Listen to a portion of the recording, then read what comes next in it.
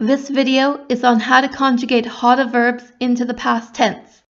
Korean has 3 types of verbs, and the videos for the other 2 types are linked in the description. Hada verbs are easily identifiable because their infinitive form ends in Hada. These verbs are very common. Hada means to do, so you can easily add it on to the end of many nouns to make them into verbs. When we're making the past tense, we change that Hada ending into 했어 to make the casual form, 했어요 to make the polite form, and 했습니다 to make the formal form. If you're not familiar with the concept of casual, polite, and formal language, I have a video on that in the description. We now have our past tense of to do, did.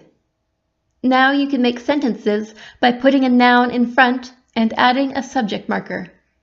If you need a lesson on what a subject marker is and how to use it, there's a video on that in the description too.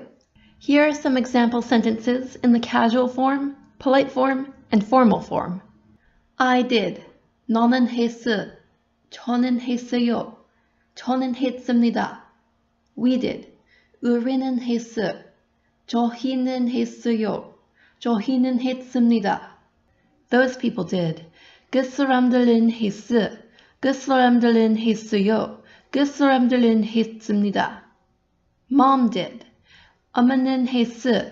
어머니는 했어요. 어머니는 했습니다.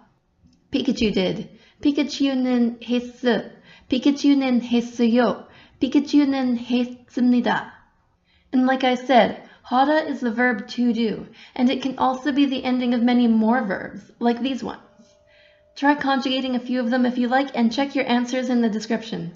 That's all for now, my fellow students. Thank you for studying with me.